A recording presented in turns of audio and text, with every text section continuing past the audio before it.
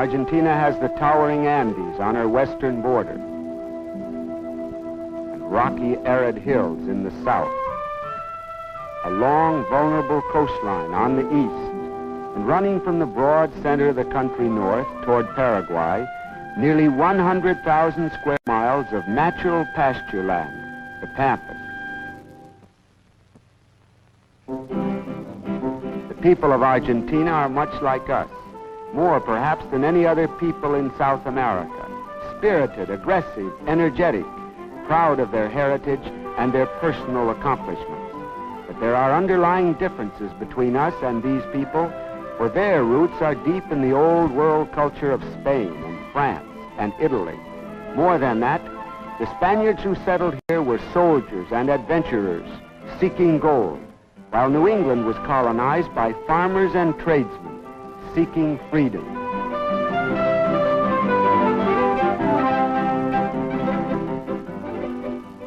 Argentina covers a big area, as large as the United States east of the Mississippi. But for every human being in Argentina, there are 10 in the United States. The Spaniards who came here first did not stay because they found no gold, only a few hostile Indians.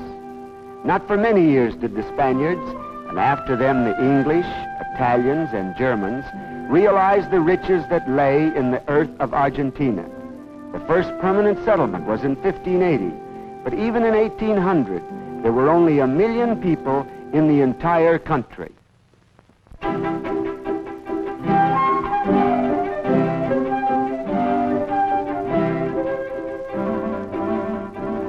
In 1905, Buenos Aires had only 1 million people, but today it is the third largest city in the Western Hemisphere. Far from the traditional picture of a lazy Latin American capital, it is brisk, modern, and magnificent. Its crowded traffic, left-hand drive as in England, its handsome streets and business buildings combine to give the casual visitor the impression of a great European capital.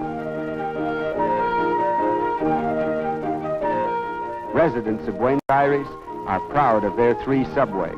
They are short lines compared to the New York system, but they are clean, efficient, and colorfully decorated.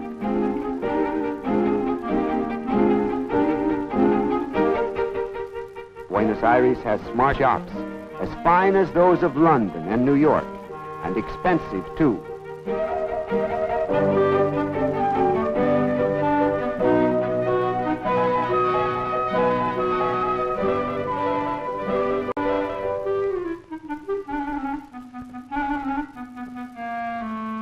North American motion pictures are enormously popular, even though some of the bitterest complaints about Hollywood's lack of taste and accuracy in portraying Latin Americans have come from Argentina. But they want their own motion pictures, in their own language, and are capable of making them. In small but efficient studios, they are turning out good films, using Argentine actors, directors, and writers.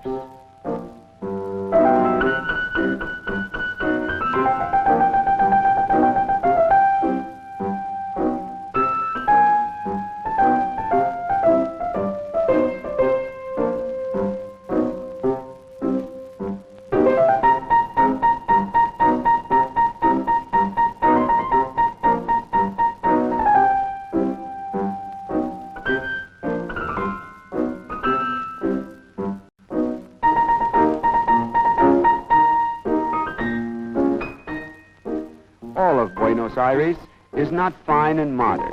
This is the Boca, an old and gaudy but picturesque waterfront section, lined with cheap shops and cafes and dance halls. Cabarets is uptown, but gaudy too, and more popular with gay young Argentines than with their conservative elders. More important to the cultural life of the country is the Teatro Colón, where great singers and musicians have come from all over the world.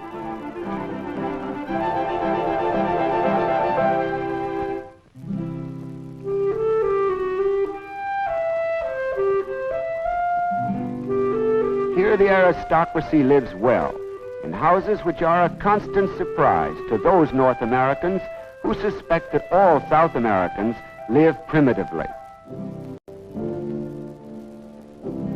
But the old families of the nation live conservatively and graciously. They attend a church like this one, where they are steeped in the devout traditions of their Spanish ancestors, who were buried with pomp in the picturesque cemetery of Recoleta.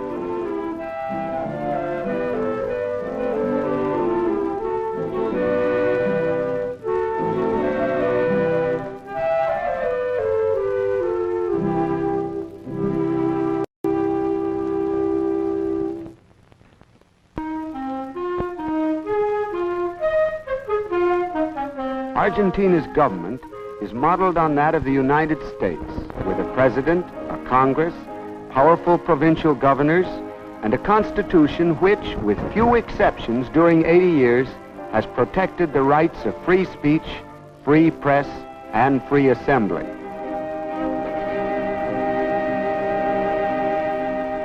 The newspapers of Buenos Aires are famous throughout the world. They truly speak for their people with strength and eloquence. Papers like La Prensa and La Nación print more foreign news than the New York Times. La Prensa has done distinguished work in offering free medical and legal consultations, well-equipped consulting rooms, and a capable staff of doctors and lawyers are employed in this humanitarian service.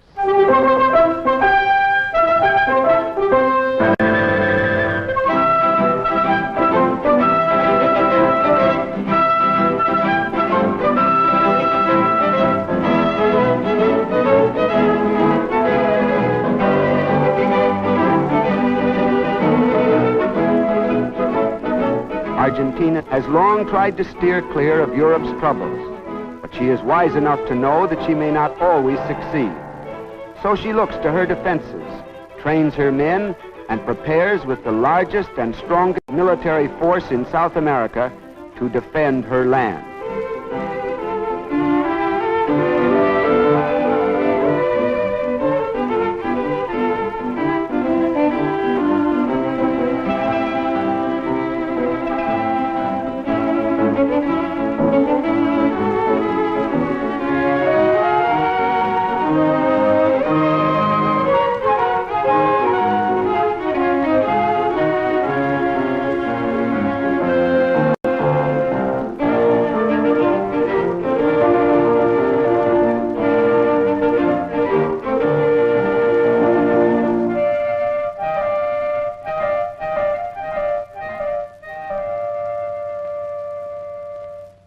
Argentina, and above all Buenos Aires, might be poor indeed if it were not for world trade.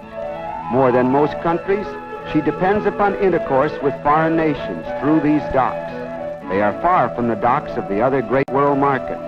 Nevertheless, Argentina has become a leader of world commerce, but war and the blockade have seriously hurt her economy.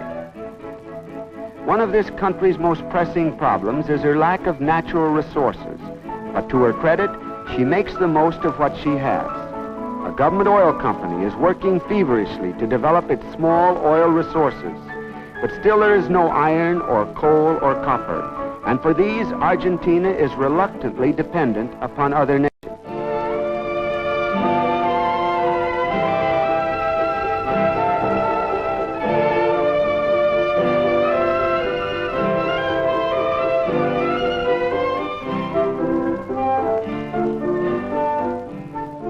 Having few rich mineral resources of her own, she is naturally confined to light industry, like shoes and textiles. But even this machinery must be imported.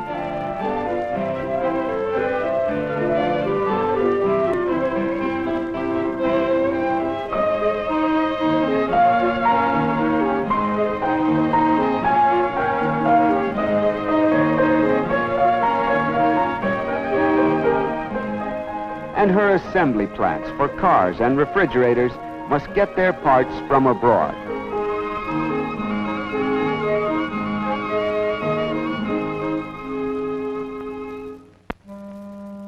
A national custom is the barbecue, here called an asado, a glorified meal in the gaucho manner, where 1,500 pounds of meat are being consumed by 500 people with only bread and wine. Dietitians might disapprove, but Argentines thrive on it.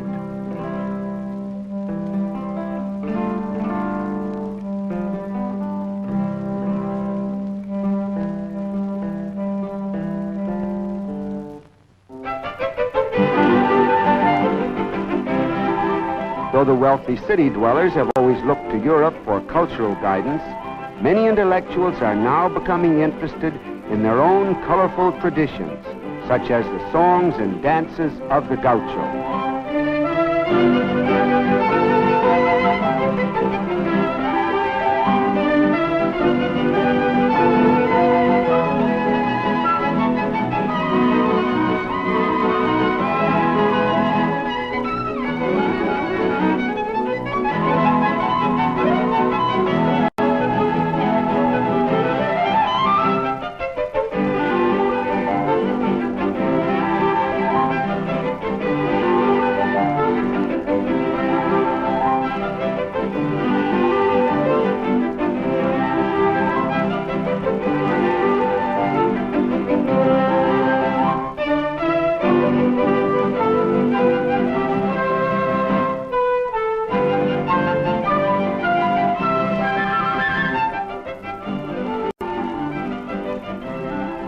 Argentina's artists, like the great caricaturist Molina Campos, are turning toward the land for inspiration, toward the hard-riding, fun-loving gaucho, Indian and Spanish, the half-wild nomadic cowboy who first settled on the land and herded the wild cattle.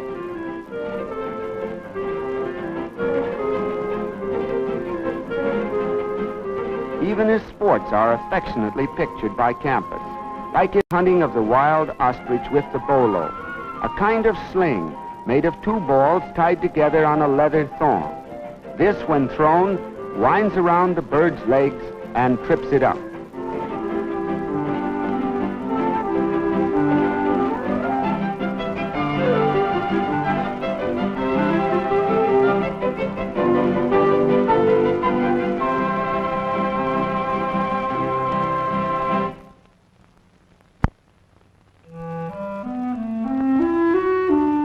But ostrich hunting is only a game, and the great estancia is a working proposition.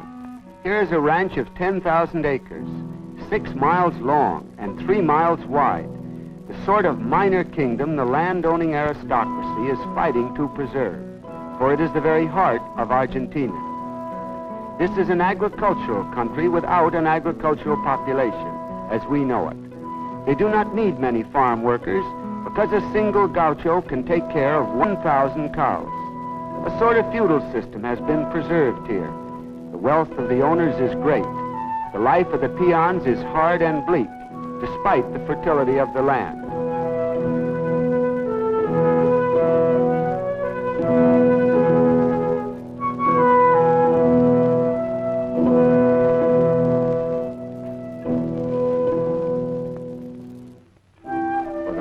Is fertile, almost unbelievably so. The soil is 10 feet thick, rich and black, the deposited silt of thousands of years.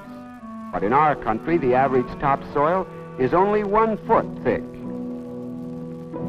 Argentina is one of the world's great granaries, raising each year more than 1 million tons of corn and wheat. The climate is so mild and even that alfalfa grows 5 crops a year, and the men who herd livestock can sleep outdoors the year round.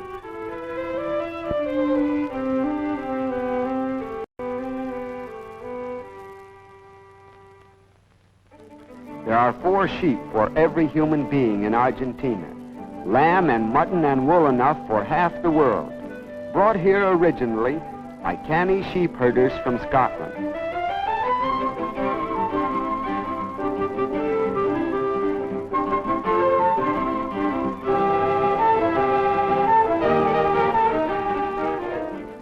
Each season, thousands of yearlings are broken in, horses whose ancestors once ran wild on the great pampas.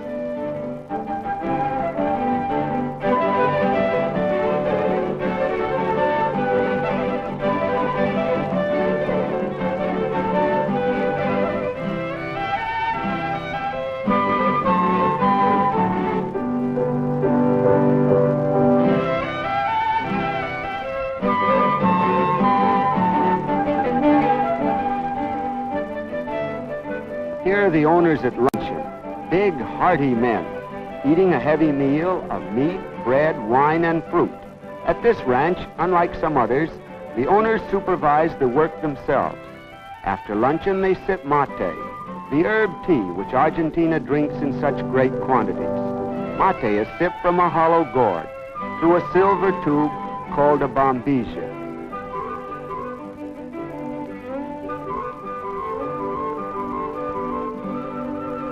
They are concerned with Argentina's greatest problem, her cattle.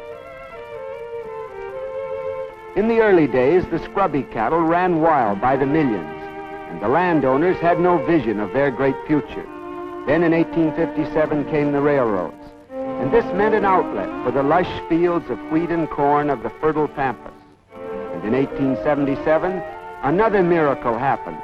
The first refrigerated ship came to Argentina. As North American life was developed and transformed, first by the railroad and then the automobile, so the railroads and the refrigerated ship transformed the life of Argentina. This new kind of shipping meant that for the first time, fresh Argentine beef could be shipped to all the world. Soon the Argentines began to take their cattle seriously. They imported the best and most expensive breeds, Shorthorn, Angus, and Hereford.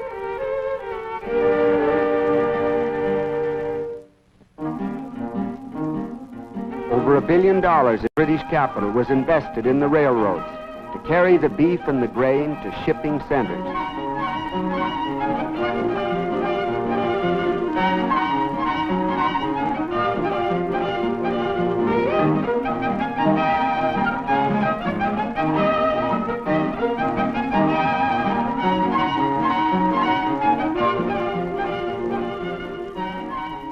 All these cattle must eventually arrive at the market. And the great markets are in the city, like this Mercado near Buenos Aires.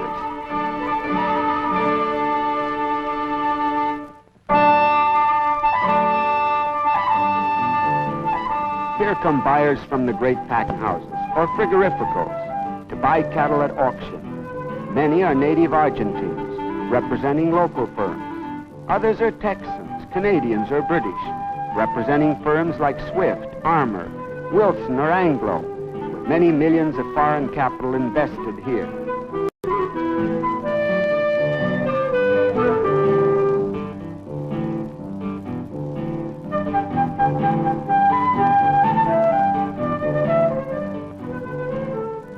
And although American capital is here, plus American management and machinery, none of this chilled or frozen beef can be sold in the United States. The sanitary regulations of our government make it impossible for any country where foot and mouth disease of cattle exists to ship fresh meat here, because the spread of the disease would destroy our herds. On the other hand, Argentina is a large country, and certain sections, such as southern Patagonia, have never had this disease. So the whole nation is angered at our refusal to import fresh meat, even from Patagonia. Basically, it is a story of economic rivalry, the difficult problem of two great nations who produce the same foodstuffs, who could together feed the world. Canning meat requires clean hands, so these girls get a manicure before beginning work. Here they are packing cooked meat, the only form in which it may be imported into the United States. There are two sides to the meat question, with good arguments on each side. When it is examined thoroughly, without animosity, it may be settled to everyone's satisfaction. But until it is, we can never be truly good neighbors. Meanwhile, the government has turned to other solutions for her growing economic problems. Smaller, specialized farms and clearinghouses for their products are being established, like this modern dairy, which buys milk from neighboring estancias and bottles it for sale in the cities. Here is dried milk being prepared for export. Eggs are also being shipped abroad.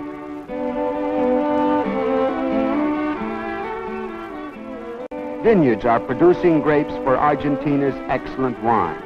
And all of this specialization in farming and food processing is receiving attention and aid from the government.